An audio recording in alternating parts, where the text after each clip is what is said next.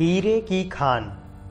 Africa महाद्वीप में hero की कई खानों की खोज हो चुकी थी, जहां से बहुत से हीरे मिले हुए थे। वहां के एक गांव में रहने वाला किसान अक्सर उन लोगों की कहानियां सुना करता था जिन्होंने हीरो की खान खोजकर अच्छे पैसे कमाए और अमीर बन गए। वह भी हीरो की खान खोजकर अमीर बनना चाहता था।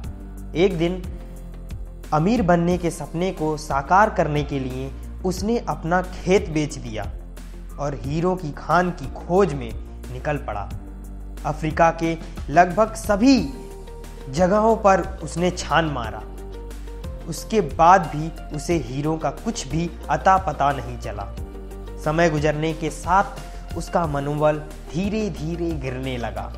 उसने अपना अमीर बनने का सपना टूटता दिखाई देने लगा। वह इतना हताश हो गया कि उसके जीने की तमन्ना ही समाप्त हो गई और एक दिन उसने नदी में कूदकर अपनी जान दे दी।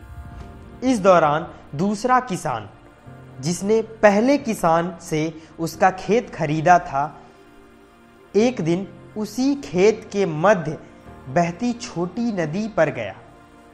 सहसा उसे नदी के पानी में से इंद्रधनुषी प्रकाश फूटता दिखाई पड़ा। उसने ध्यान से देखा तो पाया कि नदी के किनारे एक पत्थर पर सूर्य की किरणें पड़ने से वह चमक रहा था। किसान ने झुककर वह पत्थर उठा लिया और घर ले आया। वह एक खूबसूरत पत्थर था। उसने सोचा कि यह सजावट के काम आएगा और उसने उसे घर पर ही सजा लिया। कई दिनों तक वह पत्थर उसके घर पर सजा रहा। एक दिन उसके घर उसका मित्र आया।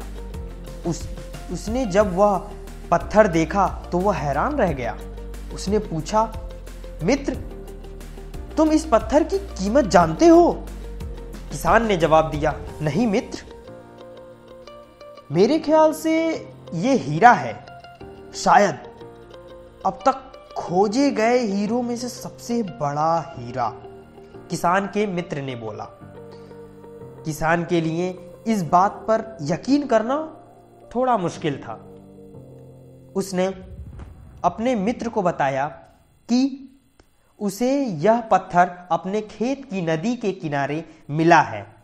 वहां ऐसे और भी पत्थर हो सकते हैं।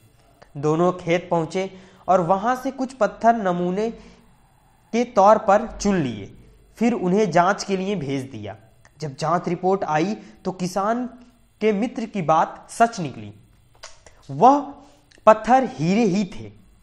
उस खेत के हीरो का भंडार था। वह उस समय तक खोजी गई सबसे कीमती हीरे की खादान थी। उसका खादान का नाम किम्बरले डायमंड माइंस है। दूसरा किसान उस खादान के वजह से माला माल हो गया।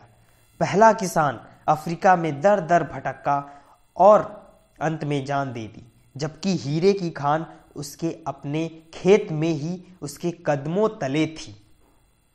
तो दोस्तों, इससे हमें यह सीख मिलती है कि हीरे पहले किसान के कदमों तले ही थे, लेकिन वह उन्हें पहचान नहीं पाया और उनकी खोज में भटकता रहा। ठीक वैसे ही हम भी सफलता प्राप्ति के लिए अच्छे अवसरों की तलाश में भटकते रहते हैं। हम उन अवसरों को पहचान ही नहीं पाते या पहचान कर भी महत्व नहीं देते जो हमारे आसपास ही छुपे रहते हैं। जीवन में सफल होना है तो आवश्यकता है कि बुद्धिमानी और परख से उन अवसरों को पहचानने की और धैर्य से कार्य करने की सफलता निश्चित करें। धन्यवाद।